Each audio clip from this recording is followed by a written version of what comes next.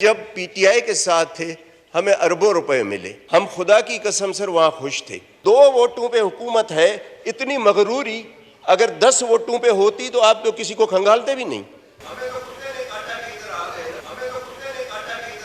हम sir PTI के साथ थे इत्तेहादी, किसी वजह से किसी की मोहब्बत में किसी के प्यार में हम इस तरफ आ गए।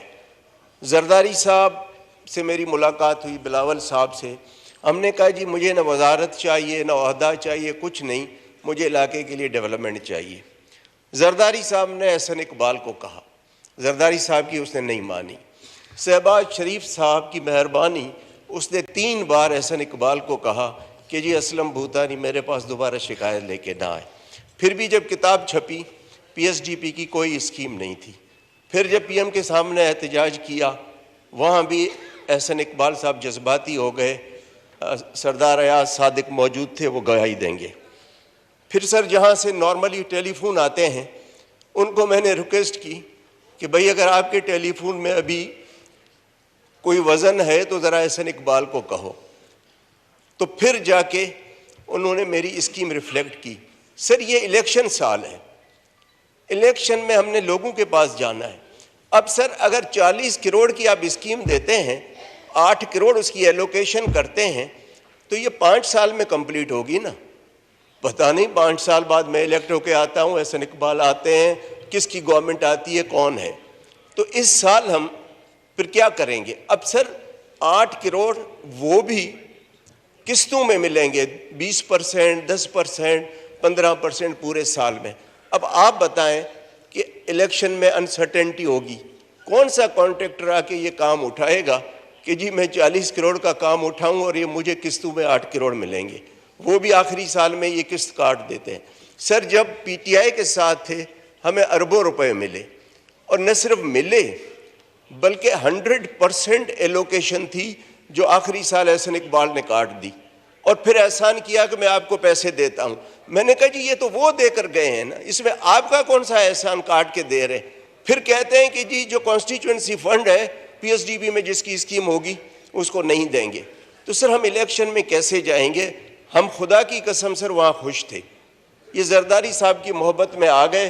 ख्वाजा साहब आप सुने और शहबाज शरीफ तक ये बात पहुँचाएँ। सर ये 2 वोटों पे हुकूमत है, इतनी मगरूरी अगर 10 वोटों पे होती तो आप तो किसी को खंगालते भी नहीं। सर आप प्लीज़ इस तरह करें। और ये सर मैं तो बोलता हूँ, लेकिन जितने इत्तेहादी हैं सबके साथ यही रवैया है। कुछ शराबत में नहीं बोलते हैं, लेकिन हम सर नहीं कर सकते।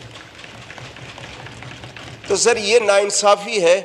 मतलब अब जरदारी साहब ने 58 आदमी आपको करके दिए हुकूमत बनाने के लिए। शहबाज शरीफ साहब से गिला नहीं है, वो हद से ज़्यादा इज्जत करते हैं। हमें सर पीटीआई में इज्जत नहीं थी, फंड्स बहुत ज़्यादा थे, अरबों रुपए के फंड्स थे। अब लोग कहते हैं जी आप जाके वहाँ इज्जत कमाएं और हमें पीने का पानी न मिले। तो सर ये इज्जत को पीएम साहब की बड़ी मेहरबानी, जरदारी साहब पीएम साहब बहुत इज्जत करते हैं हद से ज़्यादा।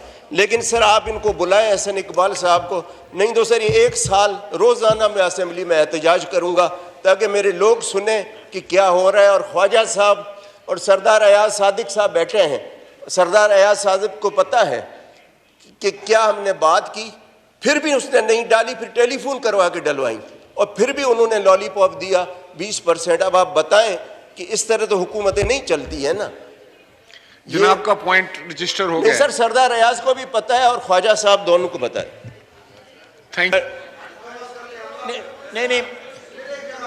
नहीं मुझे उसका, मैं बारी बारी आपका भी जवाब देता हूं। जनाब स्पीकर, गिला जो है मेरे भाई भूतानी साहब का बिल्कुल बजा है, मैं उससे किसी को इख्तलाफ नहीं है और उसको रेक्टिफाई किया जाएगा। लेकिन साथ साथ जो है शहबाज शरीफ साहब जो है मेरा है 2 या 3 दफ़ा इनके हल्के में पिछले 1.5-2 माह में गए हैं। एक दफ़ा मैं भी उनके साथ था, मेरे ख्याल है परसों भी वहीं थे। तो वो भी जो है अल्टीमेटली जो उस ग्वादर की जो डेवलपमेंट है वो भी इनके हल्के की डेवलपमेंट है। मैं सिर्फ वहाँ पे डेवलपमेंट हो रही है। अल्लाह करे ग्वादर जो है वो अपने तकमील के मराइल से गुजर के मुझे मौका दें। सर नो क्रॉस मेरे भाई मुझे मौका दें। नहीं मुझे मौका दें। Sir, no cross talk. Address the chair. मेरी पूरी बात तो सुन ले प्लीज प्लीज। मैं आपसे Khwaja Sahab, please you address the chair and let there be no cross talk in the मेरी house. बात पूरी सुन ले, मेरी पूरी बात सुन। नहीं, मैं शहबाज शरीफ को, आसन इकबाल, शहबाज शरीफ मेरा ख्याल है कि आप ऑनरेबल मेंबर से मिल मेरा लें। लीडर है, उसको मैं आसन इकबाल किस तरह बना सकता हूं। लेकिन मैं जो कोताही है मैं उसको, मुझे अभी याद साहब ने कहा है कि रात को मसला ये सेटल हो गया है, लेकिन स्टिल मैं समझता हूँ कि बुतानी साहब के इलाके का, बलूचिस्तान के बाकी इलाके का जो है वो रियासत जो है वफाक के ऊपर बहुत हकमंद है। दहाइयों की महरूमियाँ हैं जो जिनका अजाला होना चाहिए। मैं बार बार इस मसले के ऊपर बोलता भी हूँ, बल्कि एक नाराज़गी का इजहार भी जो है कोयटे से वक्तन फ़वक्तन जो है मुझे पहुँचता रहता है। हमने वहाँ पे, मैंने नेशनल सिक्योरिटी की मीटिंगों में भी ये बात की है कि वहाँ पे डेवलपमेंट जो है वो मैसिवली होने चाहिए ताकि वो कंपनसेट हो सकें 70 साल की महरूमियों की वजह से।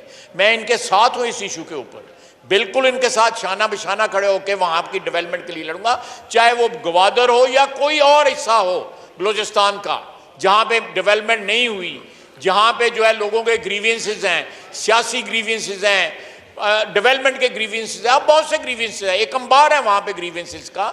ये बात बिल्कुल जो मेरे भाई ने कही है 100% दुरुस्त है, बल्कि मैं उसका स्कोप जो है वाइडर कर रहा हूँ।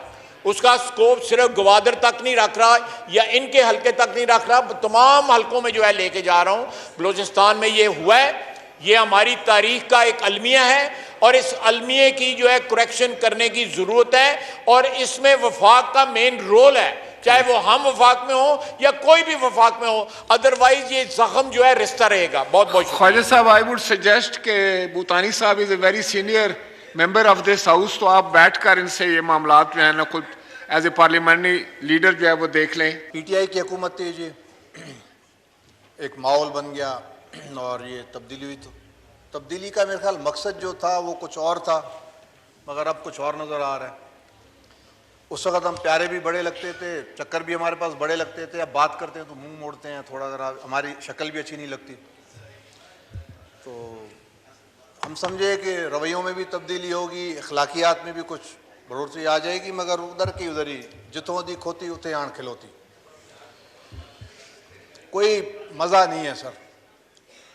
सबसे पहले जब हमने देखा मिनिस्ट्रियों पे सुन रहे थे कि लड़ाइयाँ बंडर बात, वो उसकी नहीं, जैसे इसी मकसद के लिए आए थे, कोई बड़ा मकसद नहीं था कि जी वो यहाँ से निकल जाएं और बस हम इधर आके बैठ जाएं। तो ये शिकायतें भी हैं, रवैये भी अच्छे नहीं हैं, सारी चीज़ों को दुरुस्त कर लें सर, अभी तक टाइम है, 1-2 महीने गुजरे हैं, कुछ नज़र आना चाहिए, और नहीं तो सूखा अखलाक ही दिखा दें। शिकायत हमारी पार्टी की भी है जी, एक मिनिस्ट्री पे बस चुप करके बैठ गए हैं, कमेटी मांग रहे हैं, बाकी जगहों का फैसला करके बैठ जाते हैं, हमें ऑन बोर्ड ही नहीं लेते।